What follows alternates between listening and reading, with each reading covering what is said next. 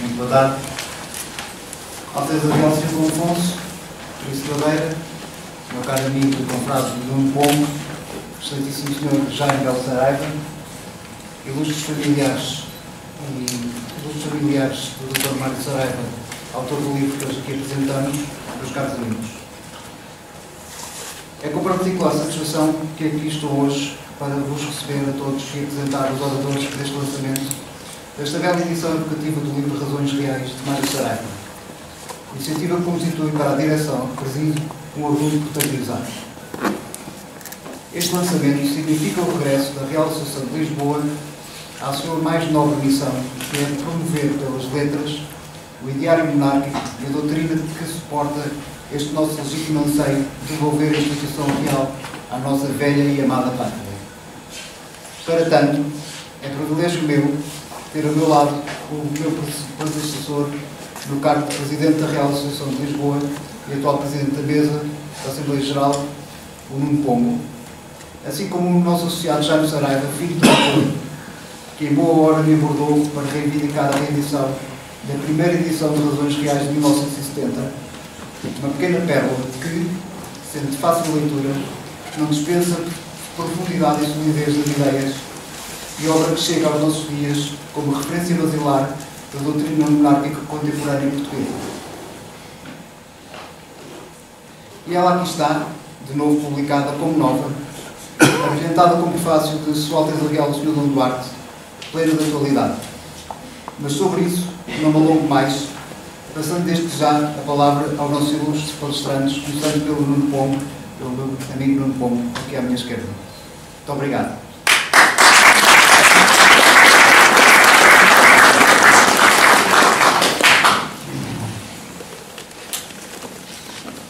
Muito obrigado.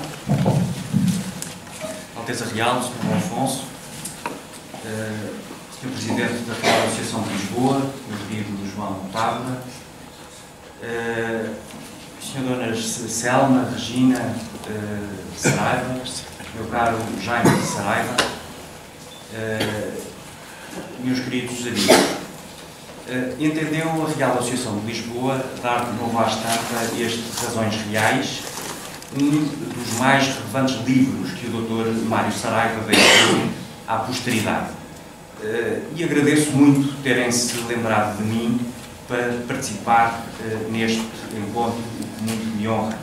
Estou certo de que outras pessoas, até com mais propriedade do que eu, e até se dá a feliz circunstância de estarem aqui, algumas delas, poderiam falar-vos desta obra e do Dr. Mário Saraiva com outro conhecimento de causa. E, portanto, aquilo de que vos vou falar é da impressão que tenho deste livro, que conheço há muito tempo e que contribuiu decisivamente para a construção do meu pensamento monárquico. Também confesso que foi com alguma maldade que não dei a conhecer outros nomes que poderiam, com maior proveito vosso, aqui falar-vos. Mas, enfim, é uma honra que seguramente perdoarão, é uma honra que eu não gostaria de perder. E a primeira palavra que sinto ser meu dever deixar é uma de viva preço por esta iniciativa da Real Associação de Lisboa. É bom não esquecer a vocação das reais associações. E a de Lisboa tem-nos oferecido um belíssimo exemplo de trabalho, um trabalho constante, porfiado, que sem cair no excesso estritamente virtual, porque espantem-se, mas há quem pense que o mundo se esgota na internet, e, portanto, sem cair no excesso estritamente virtual, que conduz, a meu ver, à banalidade e à irrelevância, soube encontrar o prudente e necessário equilíbrio entre a promoção do espírito associativo e de valorização da Portugalidade, por um lado, e a aposta na formação política dos seus associados e no esclarecimento público, por outro. E isso era um trabalho que precisava de ser feito e muito bem a Real Associação tem sabido fazê-lo. devemos ainda saudar muito entusiasticamente a decisão tomada pela Real Associação de Lisboa de dar início às publicações com uma chancela da Real Associação de Lisboa, o que permitirá esta iniciativa, estou certo, resgatar do esquecimento ou da inacessibilidade obras que são de referência e também, enfim, é um apelo, dar a conhecer textos novos que mereçam ser devidamente divulgados. Que esta chancela possa ostentar o selo de qualidade a que as iniciativas da Real Associação nos vêm habituando. É também muito feliz que este empreendimento comece com a republicação deste título do Dr. Mário Saraiva, autor que merece bem ter outras obras neste futuro catálogo. Portanto, o responsável por estas edições da Real Associação de Lisboa seguramente não terá dificuldade em encontrar no acervo de obras do Dr. Mário Saraiva, desde o Marco Vilema, a Democracia, outros títulos que é imperioso dar a conhecer aos nossos associados e ao público em geral. Bom, mas aquilo que nos reúne aqui hoje é um livro, o livro Razões Reais. E este livro, que agora é colocado à nossa disposição, foi pela primeira vez publicado em 1970 e conheceu nesse mesmo ano, segundo creio, 2 edições e depois, em 2002, pela Universitária Editora, houve uma edição revista e ampliada. E, portanto, esta, em rigor, não será, portanto, a terceira, como é dito no próprio livro, mas a 4ª. Bem, mas terceira ou quarta, pouco interessa, o que importa é que o livro está de novo disponível e ao alcance de quem não abdica da irrenunciável faculdade de pensar. Esta edição, que se confessa comemorativa, assume o texto originário desta obra, um texto com quase 50 anos, e valoriza-o com o intimista prefácio de Sua Alteza Real, do Duque de Bragança, e com a concisa biografia do autor no gramático português, que, como é de costume, sai da pena do Vasco Rosa. Este livro, pelo seu propósito, pelo seu valor intrínseco, não pode faltar numa respeitável biblioteca e é uma presença obrigatória na biblioteca de qualquer monarca. Como se costuma dizer, não é preciso inventar a pólvora. Quer com este adágio o povo significar que não vale a pena voltarmos sempre à estaca zero, inventando, reinventando e voltando a inventar o que já foi inventado. O pensamento, também o pensamento, em se alicerça o monarquismo, perdoa-se o paralelo desportivo, não é uma corrida de 100 metros, com a linha de partida e a linha de chegada sempre no mesmo sítio a cada vez que se ouve o tiro de partida. Temos de ter consciência de que a nossa corrida é uma corrida por estafetas. Recebemos o testemunho de quem nos antecede e agradecemos a velocidade que o atleta anterior pôs na tarefa de cumprir a distância que lhe competia. Assim nós não temos de voltar a percorrer a distância que alguém antes de nós já correu. Só temos de receber o testemunho e vencer a etapa seguinte. E fazê-lo não com a ilusão da glória de quem corta a meta, mas conhecendo a instrumentalidade do nosso envolvimento. Só temos de entregar a outros o que trazemos nas mãos para que depois de nós o testemunho possa continuar a ser transportado e a ser levado mais longe. Não é preciso, portanto, inventar a pólvora. E é isto que a Real Associação de Lisboa se propõe fazer com estas Razões Reais.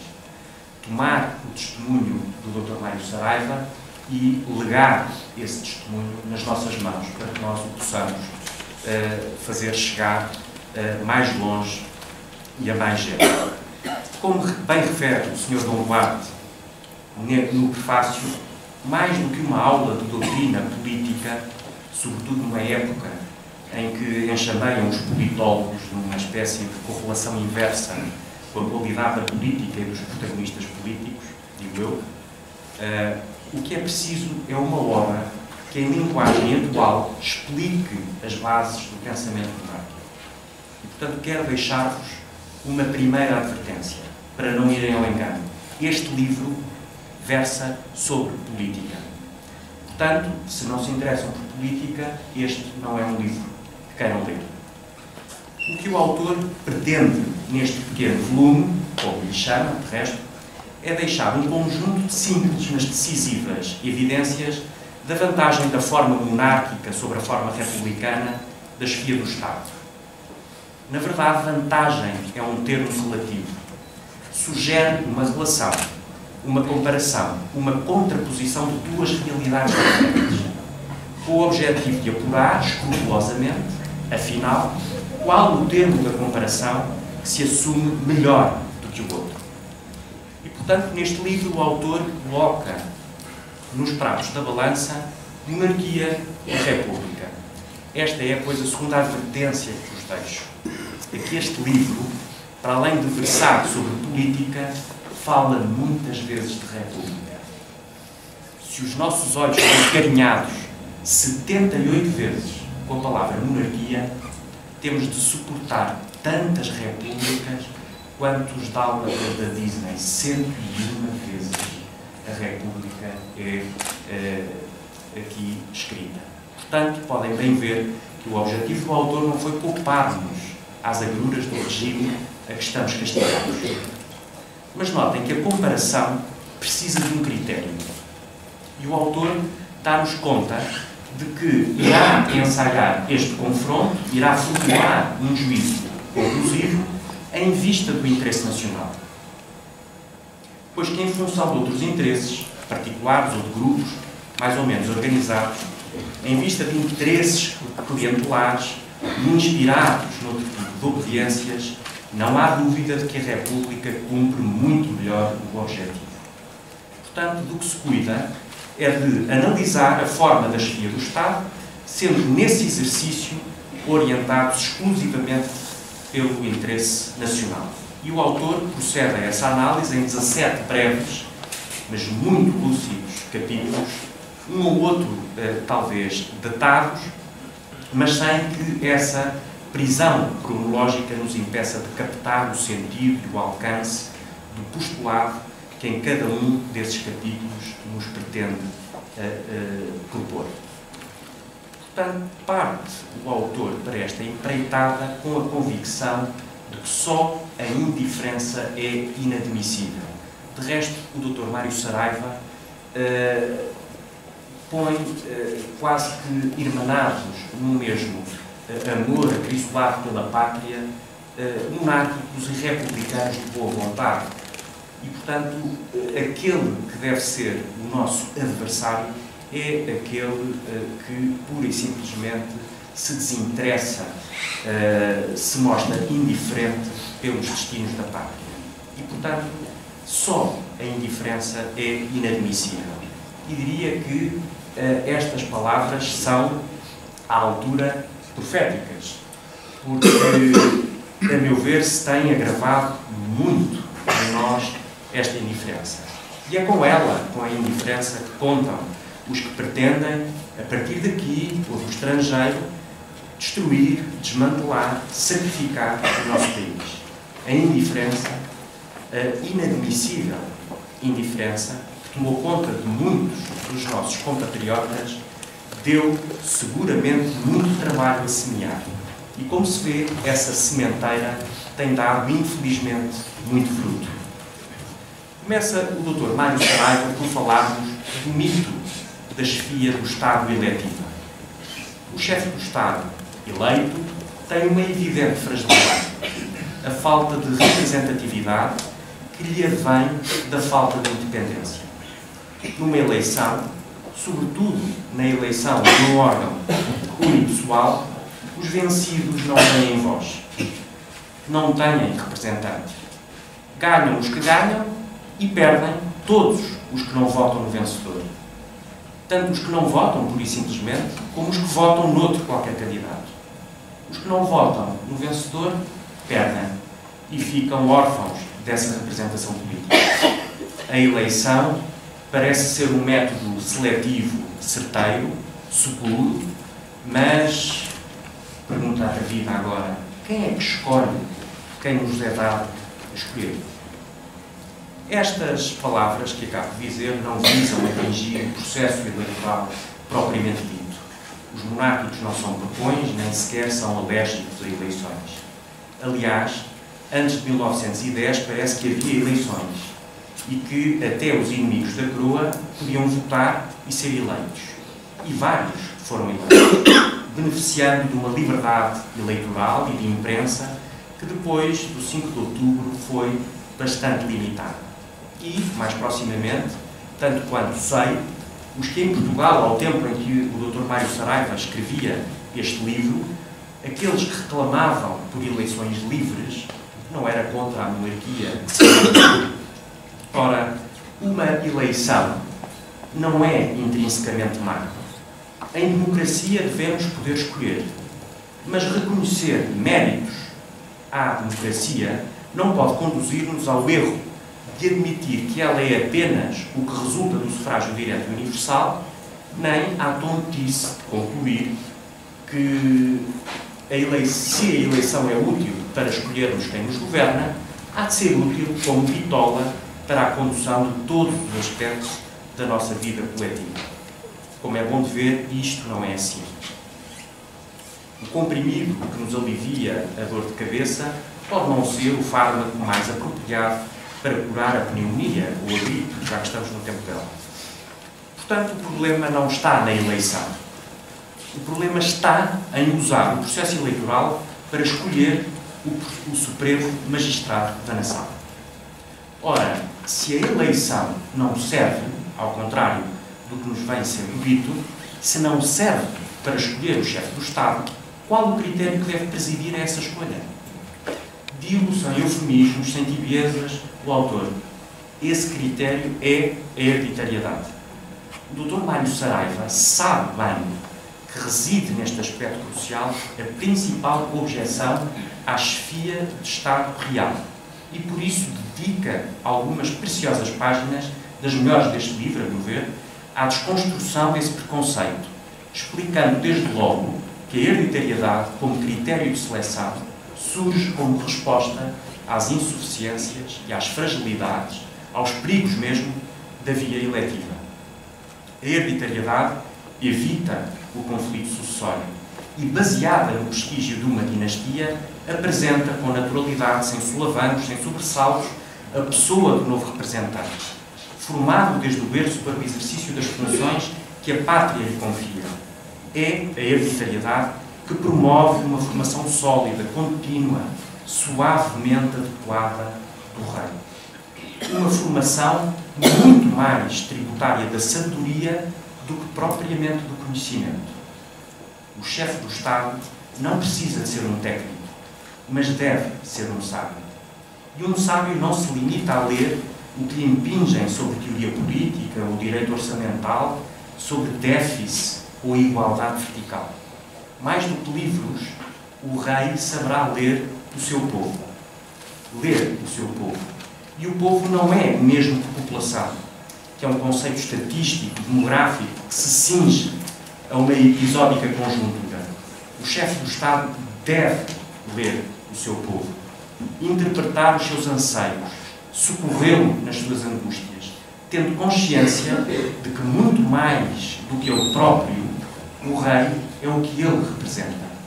Ora, só a hereditariedade potencia esta dimensão representativa, faz com que a representatividade mergulhe no tempo intemporal, passe o aparente paradoxo, porque esta contínua sucessão de gerações faz com que o rei seja muito mais do que ele próprio. O rei, como alguns já terão ouvido dizer, o rei não é só o rei. O rei é a família real. Não apenas os membros da família real de quem somos contemporâneos, mas todos os antecessores de quem ocupa episodicamente, historicamente, a chefia da família e da nação, alargando-se ainda a quantos depois de nós, na constância dos mesmos valores, na permanência dos mesmos princípios, representarão como rosto humano da pátria os nossos netos. O rei assegura a independência, a representatividade, a justiça, a estabilidade e a continuidade da pátria. Como nos lembra o Dr. Mário Saraiva, e cito, no sistema republicano todos os poderes são caracterizadamente políticos, na origem, nas funções, no significado e, como tal, inconstantes e instáveis, como a opinião pública de onde provém. Fim de citação. Pelo contrário, na monarquia, a instituição dinástica identifica-se com a perenidade da pátria. A realeza permite conciliar estabilidade com liberdade, a continuidade com a sucessão dos governos. Mais, a instituição não apenas permite essa conciliação, como promove o equilíbrio dessas várias dimensões e, muito relevante, a instituição real potencia o vínculo afetivo da comunidade com a representação política.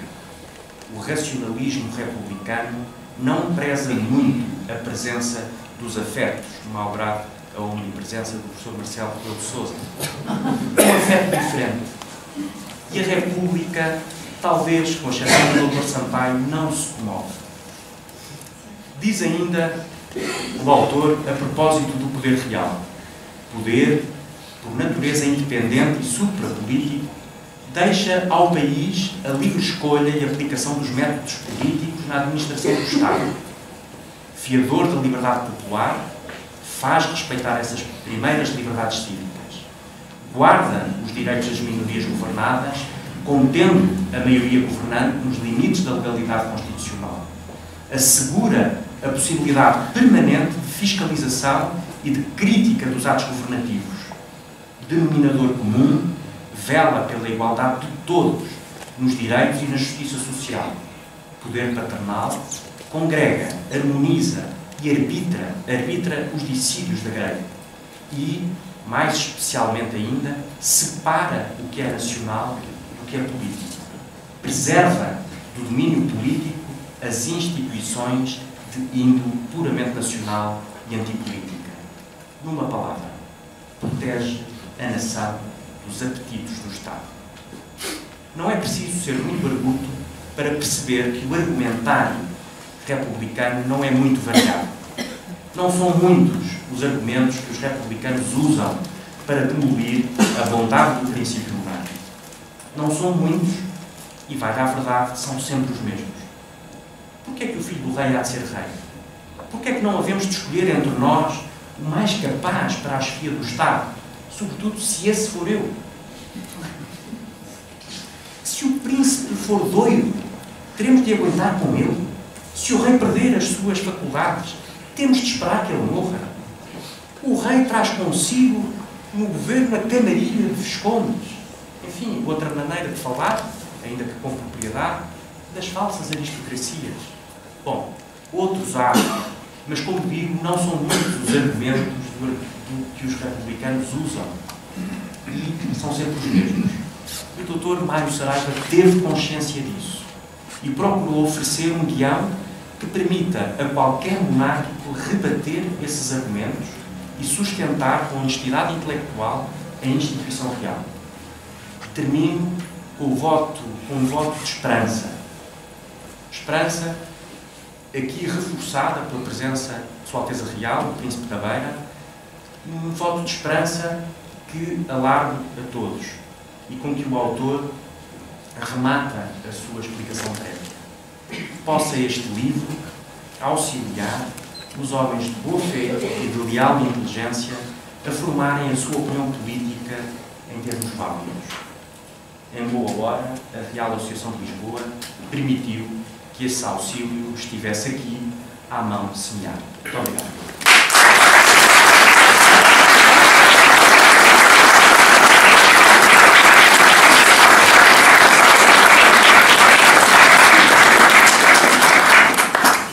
Obrigado, muito bom. Para nos dar testemunho sobre a pessoa do autor e do seu pai, peço ao Jaime Saraiva, que é o meu lado direito, que tome a palavra.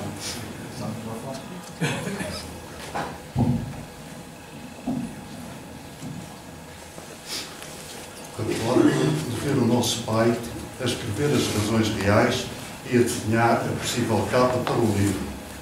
Desde muito novo, aprendi com ele o significado da instituição monárquica.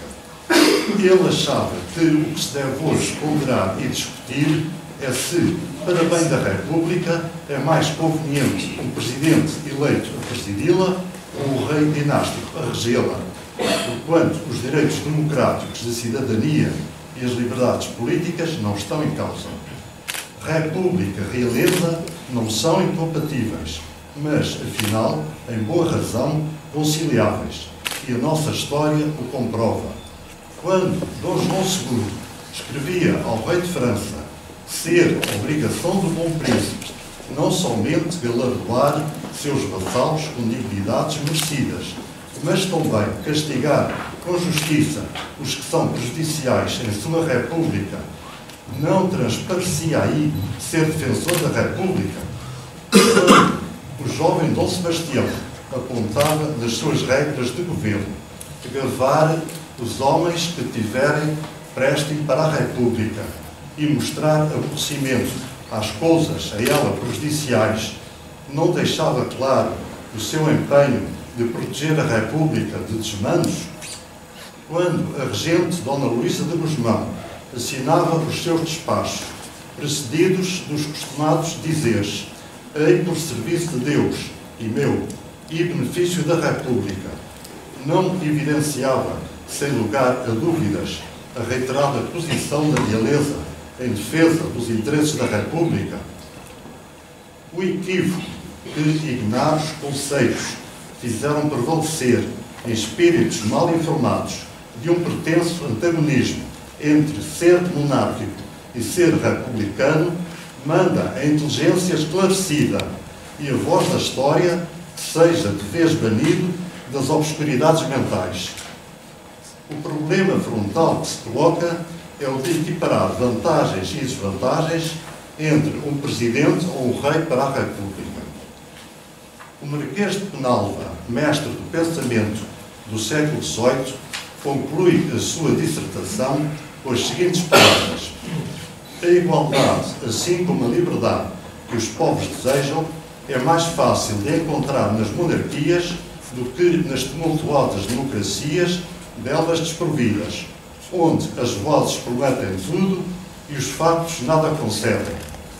E continuo a citar o meu pai: "Estou cada vez mais convicto de que urge harmonizar os direitos da cidadania com a moderadora autoridade real." Creio que está nesta síntese, aliás, já prevista de diversos lados, o segredo da perfeição de um regime. No tempo que passa, esgotadas tantas ilusórias experiências, soa a hora de chamar o rei a reger a República. Era ainda muito novo quando, nos finais da década de 50, fui com o meu pai à semana de estudos doutrinários que se realizou na Universidade de Coimbra e onde apresentou a sua tese sobre as funções do rei numa nova monarquia instaurada. Esse foi o primeiro acontecimento público que marcou. Ainda antes, acompanhei muitas vezes, às terças-feiras, quando vinha a Lisboa, ao jornal O Debate, no qual escrevia tantos editoriais. Recordo as dificuldades que tinha com a censura, cujos cortes tornavam-nos às vezes quase incompreensíveis. E lá vinha ele tentar convencer o coronel e modificando algumas frases. Todavia, hoje existem outras censuras. Também ia com ele à tipografia das oficinas de São José, onde eram imprimidos os livros, nomeadamente os da Biblioteca do Pensamento Político de que foi fundador. E que sacrifício eu fazia a pensar na matiné do São Jorge ou nas ruas tão animadas da Baixa, ainda mais para quem vinha das aldeias. Ele mantinha relações de grande amizade com os salesianos. Alguns eram originários do Vilar e os seminaristas passavam lá as férias de verão. O padre José Dalinho, sobrinho da irmã Lúcia, era um deles. Organizavam espetáculos e o pai participava fazendo ilusionismo, tendo eu tomado parte em algumas sortes, e as receitas revertiam a favor da obra salesiana. Também no quartel da Força Aérea, em Monte Junto, onde era médico, participava em espetáculos de Natal. Inventou algumas sortes que ficaram registadas internacionalmente. Era apreciador de circo e sempre que passava algum pelo concelho, levava-nos ao espetáculo. Admirava aquelas pessoas que tinham uma vida tão difícil e ensinou sortes a alguns ilusionistas para os ajudar a terem um repertório maior. E ainda mantinha correspondência com eles, além de os assistir como médico, sempre gratuitamente. Representou a Força Aérea num torneio de tiro aos pratos, em competição com a sua congênere dos Estados Unidos da América, na base das Lajes, nos Açores, tendo ganho os 2 primeiros prémios. É de assinalar a sua intervenção no Jornal do Médico, no início dos anos 40, em que defendeu pela primeira vez em Portugal, ao lado de Mário Cardia, a criação de um Serviço Nacional de Saúde. Criou a primeira consulta dispensário do Instituto de Assistência Nacional aos Tuberculosos. Nos anos difíceis do pós-guerra, quando havia grandes desentendimentos e inimizades no Conselho, aceitou ficar à frente da Câmara com um transtorno para a sua vida profissional, mas foi considerado como sendo a pessoa que conseguia gerar consensos. Era trabalho não remunerado, como foi o seu serviço durante muitos anos no Hospital da Misericórdia do Cadaval. Foi um médico sebastianista e pessoano pelos trabalhos que produziu. Dom Sebastião foi um tema que ele sempre quis aprofundar, lendo tudo o que podia. Sentia que havia ali qualquer coisa que não batia certo. Depois de ter publicado a Notação ao Sebastianismo e Dom Sebastião na História e na Lenda, teve contactos com a Duquesa de Medina Sidónia, que lhe enviou uma publicação feita por aquela Casa Ducal em parceria com a Universidade Complutense de Madrid, na qual se incluíam documentos encontrados recentemente que provavam que Dom Sebastião continuava vivo depois da batalha e que embarcara de Arzila rumo a Portugal. Ficou radiante, pois isto vinha mesmo ao encontro do que ele sempre pensara. E logo deu notícia em primeira mão na imprensa portuguesa e, posteriormente, nos seus livros Impressões e Memória e Apontamentos, História, Literatura Política, tendo a Sociedade Histórica da Independência atribuído o prémio Livro 1997 a este último. Passámos várias temporadas em Marrocos. Ficávamos em Arzila, mesmo na Medina da antiga cidadela, e o quintal da nossa casa dava para as muralhas portuguesas, mesmo em cima do mar. Era aí que ele se punha a escrever e imaginava o que não teria sido o vai-vem constante dos nossos navios naquelas paragens.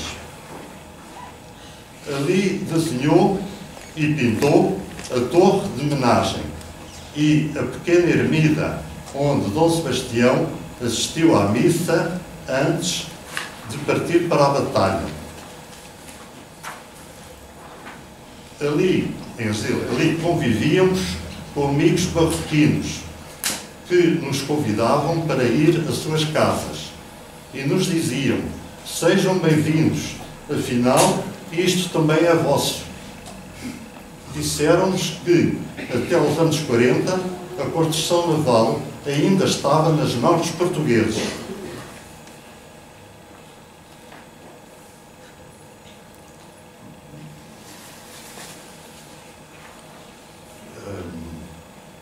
Fomos ao Casa Erquibir, no mês de agosto, no dia da batalha, e calcorreámos aqueles campos inóspitos debaixo de um sol tórrido. Depois tivemos um merecido descanso e almoçámos com os professores da Universidade de Fez, que logo contactaram outros colegas e alunos que se juntaram e formaram uma pequena multidão, muito interessada em ouvir aquelas revelações. As perguntas nunca mais acabaram e já só pudemos regressar à Arzila no último comboio, era já noite dentro. Ele estava tão feliz que nem dava pelo cansaço e sentia como que um alívio enorme depois de uma missão cumprida. Foi inesquecível. Saíram notícias em jornais marroquinos. Como médico pessoano e grande admirador do poeta da mensagem, deixou o caso clínico de Fernando Pessoa e Pessoa ele próprio. Apesar do infatigável trabalho profissional, chegava a levantar-se 3 vezes de noite para ir ver doentes a casa. Eram pequenas aldeias e casais perdidos na Serra de Monte Junto, sem eletricidade nem estradas, cujo único acesso era um caminho cheio de lama, onde só era possível ir a pé ou a cavalo. E em noites de tempestade chegava a casa todo encharcado. Era uma vida muito difícil, mas nunca se queixou. Interessava-se pela melhoria das condições de vida daquela população. Lutou pela criação de uma casa do povo onde os camponeses e os pequenos agricultores pudessem defender coletivamente os seus interesses. Mas foi mal compreendido e até lhe chamaram comunista. Não obstante, arranjava sempre tempo para brincar connosco. Fazia os presépios, transformava caixas dos remédios em casinhas e muralhas de Jerusalém. Organizava arraiais pelo Santo António. Ele próprio fazia os balões à moda do Minho. Deu alma a uma terra que não tinha tradições. Até fazia os cenários para os teatros. Interessava-se por tudo com muito entusiasmo. Fazia papagaios e vinha largá-los conosco. Deu-nos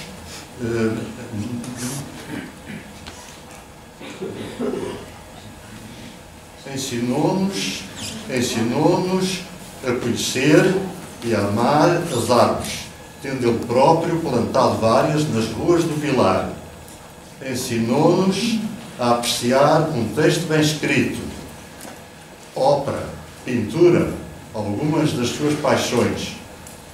Transmitiu-nos amor e orgulho pela pátria, ajudando-nos a descobrir a nossa história tão incrivelmente rica. Manteve durante muitos anos um almoço de tertúlia semanal na Sociedade de Geografia de Lisboa, onde publicou alguns trabalhos e onde procuravam durante a tarde. O almirante Sousa Leitão, que era o presidente, disse-me que ele era o pilar daquela instituição. Nos últimos anos, quando escrevia mais em jornais, alguns desses artigos eram apreciados em algumas embaixadas, que chegavam mesmo a enviar traduções para os seus países, nomeadamente Espanha, Marrocos, Bulgária, Roménia, Brasil. Deixou uma vasta obra publicada. O seu livro, Outra Democracia, uma Alternativa Nacional, pecou por ter sido extemporâneo. Na altura, ninguém praticamente punha em causa esta representatividade política. Democracia ou democratismo, nem a partidocracia que nos sufoca. Ele esperava contribuir para um debate de ideias com base nas críticas e sugestões que apresentou. Está ali condensado o estudo, investigação, reflexão profunda e as conclusões muito raciocinadas de toda uma vida. Para mim, será este o seu melhor livro. A quando da visita de Estado do rei Hassan II a Portugal, o Ministério do Interior marroquino fez uma publicação e incluiu um depoimento de meu pai.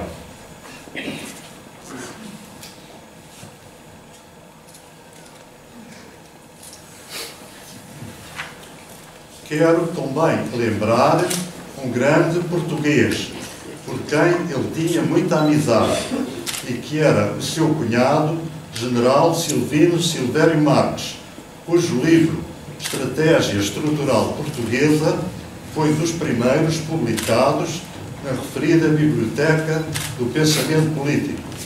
Admirava a sua ação em Angola e o que queria lá fazer, assim o tivessem deixado aqui em Lisboa.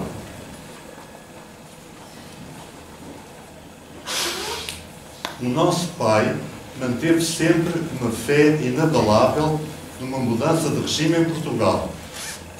Sentia uma convicção profunda nas suas razões reais e, por isso, alguém chamou um mestre de esperança. Peço-me desculpas se me alonguei demasiado, mas foi uma vida tão cheia que muito havia para dizer. Obrigado.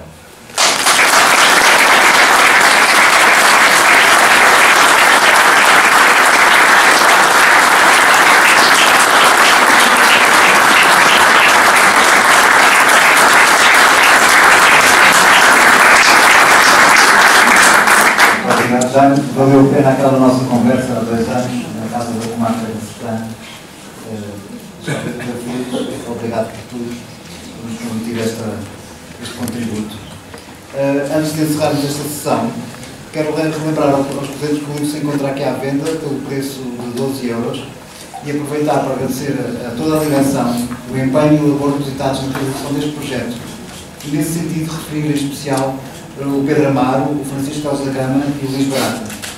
Aproveito também para agradecer ao nosso editor e paginador, Miguel Leal, pelo bom aconselhamento e o resultado final desta belíssima edição. Que é também editora a Madalena Pestana, que não se encontra aqui, que colaborou na concepção da capa. Agradeço também à Livraria Ferran as facilidades concedidas para a realização deste evento. De resto, como já disse o Nuno Pombo, na sequência desta boa experiência da publicação desta obra do Dr. Mário Saraiva, a Real Associação de Lisboa vai criar uma chancela para acolher e publicar novos projetos sobre o qual daremos notícia aos nossos associados tão breve quanto possível. A propósito das atividades da Real Associação de Lisboa, quero aproveitar para informar que no âmbito dos recursos reais estão abertas inscrições para a visita ao Palácio Fronteira no próximo dia 4 de março, inscrições que são limitadas às primeiras limitadas às primeiras 40. Nesse mesmo dia estaremos à tarde no Museu Soares dos Reis, o Nuno Pombo e eu, para, em parceria com a Real Associação do Porto, fazermos o lançamento deste livro também nesta cidade. Já foi convidado também, temos muito gosto de apresentar o livro com o Jaime, no Porto, no Museu Soares dos Reis. Antes disso, informo que, como é tradição, a Real Associação de Lisboa manda celebrar no dia 1 de fevereiro, quarta-feira, pelas 19 horas, missa de sufrágio pelas almas de Sua Majestade Fidelíssima ao Rei Dom Carlos e de Sua Alteza Real Príncipe Real Dom Luís Filipe, na Igreja de São Vicente de Fora, à qual seguirá a deposição de uma coroa de flores no panteão por Suas Altezas Reais nos Duques de Bragança. Finalmente, não posso deixar de agradecer a presença de todos nesta nossa iniciativa e pedir-vos que passem a palavra a quantos simpatizem com a nossa causa para se juntarem à Real Associação de Lisboa, por forma que, sendo nós mais em número, sejamos cada vez mais fortes para lutarmos pelo ideal em que acreditamos. É por amor a Portugal que aqui estamos. É por amor a Portugal que trabalhamos. Viva o Rei! Viva Portugal! Viva!